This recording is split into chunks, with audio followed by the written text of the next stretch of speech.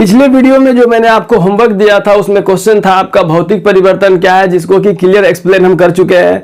फिर आपका रासायनिक परिवर्तन क्या है, इसको भी हम लोग क्लियर एक्सप्लेन कर चुके हैं। अब देखिए तीसरा क्वेश्चन जो आपका आ रहा है कि रासायनिक अभिक्रिया क्या है। भौतिक परिवर्तन और रासायनिक परिवर्तन को समझने के बाद जो है वो रासायनिक अभिक्रिया समझना बहुत आसान हो चुका है। रासायनिक अभिक्रिया को हम लोग समझते हैं केमिकल रिएक्शन, इसको अब बारीकी से हम लोग समझते हैं। ध्यान दीजिए, एक क्वेश्चन मैंने आपको होमवर्क वाले वीडियो में दिया था कि क्या रासायनिक परिवर्तन ही रासायनिक अभिक्रिया है। तो इस प्रश्न का उत्तर अगर आप जानते हैं तो नीचे कमेंट में लिखें, और अगर आप नहीं जानते हैं तो इस प्रश्न का उत्तर जो है वो हाँ होगा। है ना, क्वेश्चन है आपका कि क्या रासायनिक अभिक्रिया ही रासायनिक परिवर्तन ही रासायनिक अभिक्रिया है। तो इसका आंसर होगा हाँ, रासायनिक परिवर्तन ही रासायनिक अभिक्रिया है। तो रासायनिक परिवर्तन में मैंने आपको समझाया था कि जो आपका मूल पदार्थ होता है उसके रंग रूप आकार अवस्था जो है हमेशा के लिए नए पदार्थ में चेंज हो जाता है, और जो आपका पुराना पदार्थ था मूल पदार्थ वो नए पदार्थ दोनों का जो गुण है वो टोटली डिफरेंट होता है, एकदम अलग होता है। तो आपका अलग अलग बुक में जो है रासायनिक अभिक्रिया का अलग अलग परिभाषा दिया गया है। अब इस चीज को हम लोग बारीकी से समझते हैं। सबसे पहले समझते हैं रासायनिक अभिक्रिया का परिभाषा। ध्यान दीजिए, जब दो या दो से अधिक पदार्थ है ना, जब दो या दो से अधिक पदार्थ आपस में मिल करके एक नए पदार्थ का निर्माण करते हैं, और जो आपका पहले जो दोनों पदार्थ मिले थे उसका गुण रासायनिक गुण और जो बाद में जो पदार्थ बना उसका रासायनिक गुण बिल्कुल अलग होता है, तो ये दोनों पदार्थ जो मिले थे इसके मिलने की क्रिया को हम लोग रासायनिक अभिक्रिया कहते हैं।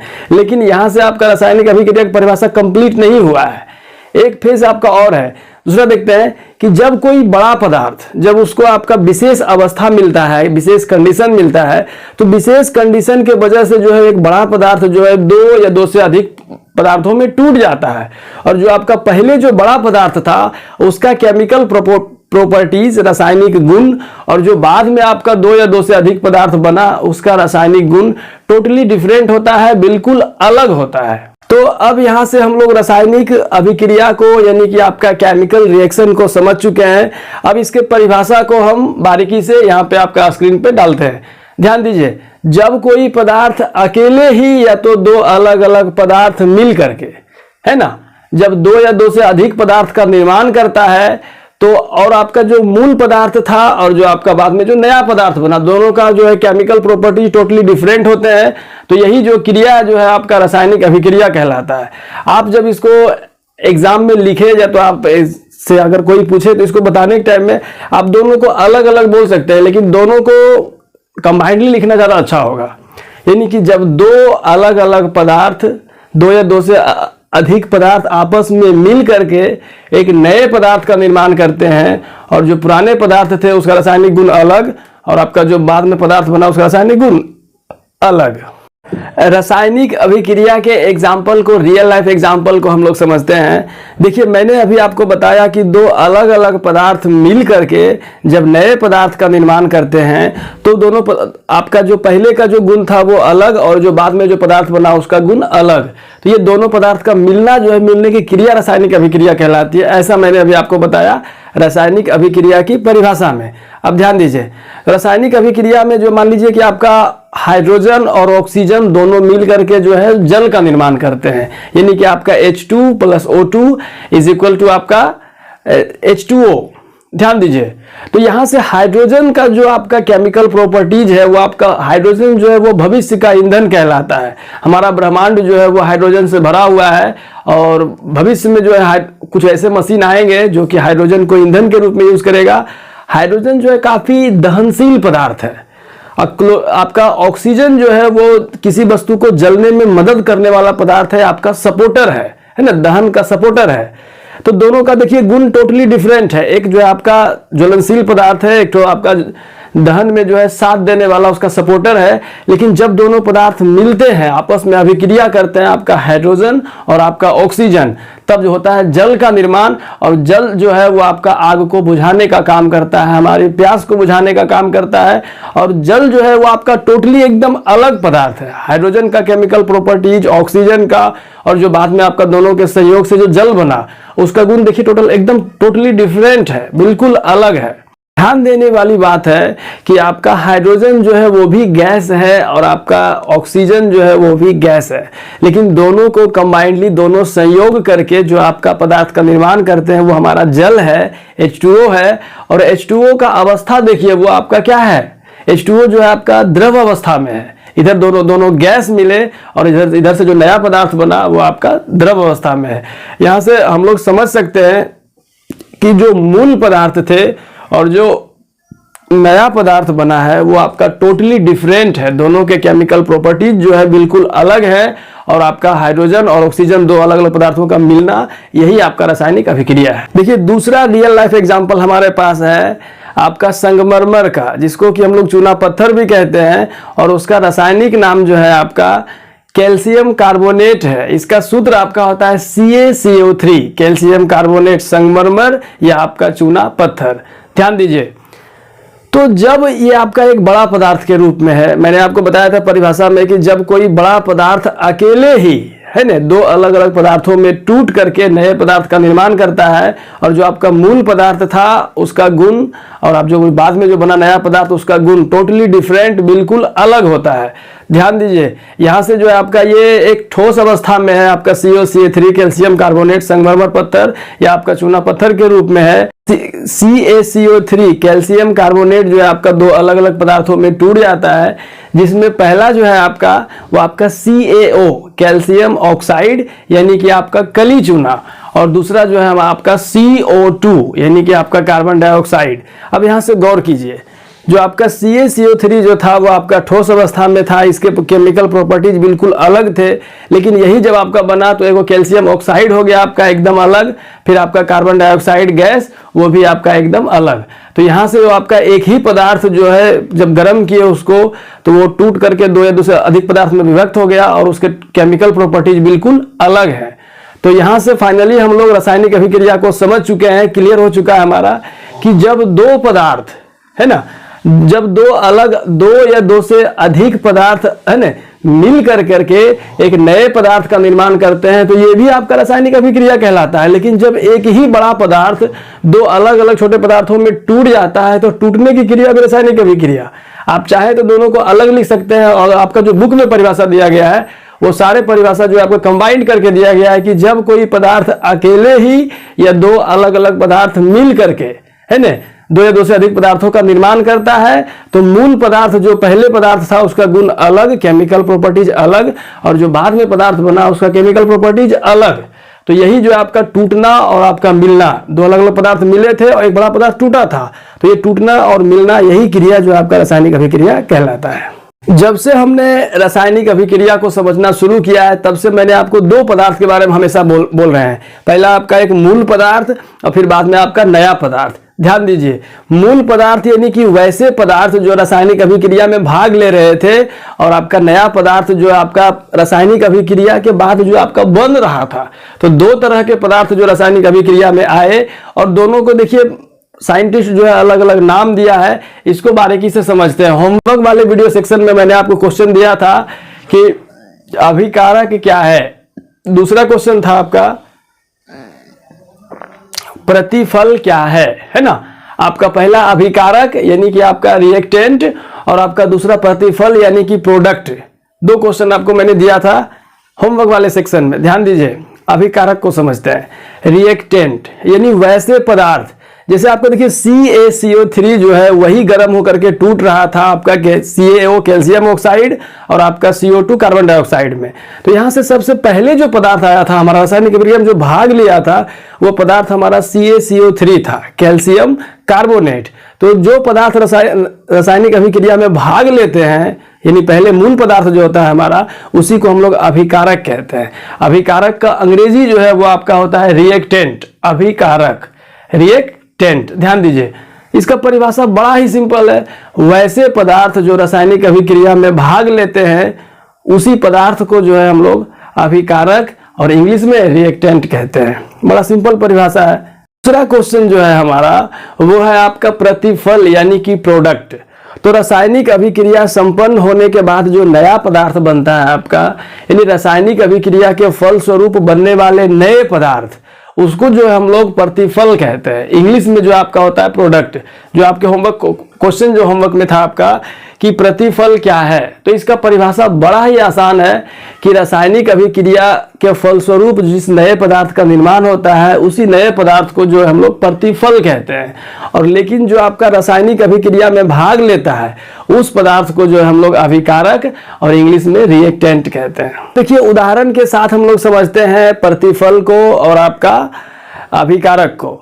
तो जो पहला एग्जाम्पल मैंने आपको दिया था कि हाइड्रोजन और ऑक्सीजन दोनों मिल करके आपका जल का निर्माण किए थे, तो हाइड्रोजन और ऑक्सीजन दो अलग अलग पदार्थ संयोग कर रहे थे, यानी कि रासायनिक अभिक्रिया में भाग ले रहे थे। मूल पदार्थ यही थे हमारे।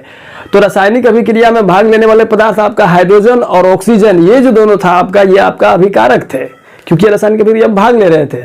दोनों के संयोग के बाद जो आपका नया पदार्थ बना था वो पदार्थ जो है हमारा था जल, H2O और आपका O2 दोनों मिलकर के आपका H2O बनाया था जल। तो ये जल जो है आपका प्रोडक्ट था। रासायनिक अभिक्रिया के बाद नया पदार्थ बना था और ये नया पदार्थ जो है आपका जल था, यानी कि जल जो है प्रोडक्ट हो गया, आपका प्रतिफल हो गया। और आपका हाइड्रोजन और ऑक्सीजन जो था आपका वो आपका हो गया अभिकारक। का एग्जाम्पल जो हम लोगों ने लिया था आपका CaCO3 जब गर्म किए थे तो वो आपका टूट करके CaO और आपका CO2 में कन्वर्ट हो गया था।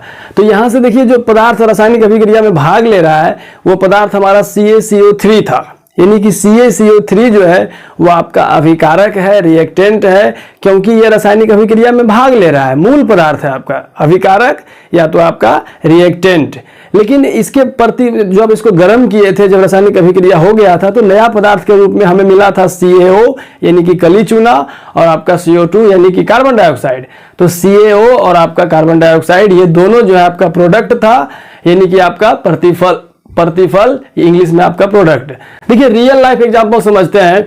हमारे पापा जो है वो एकदम टोटली अलग गुण वाले होते हैं और मम्मी जो है वो भी टोटली अलग गुण वाली होती है, लेकिन दोनों जब रासायनिक अभिक्रिया करते हैं तो प्रोडक्ट के रूप में आप और हम पैदा होते हैं।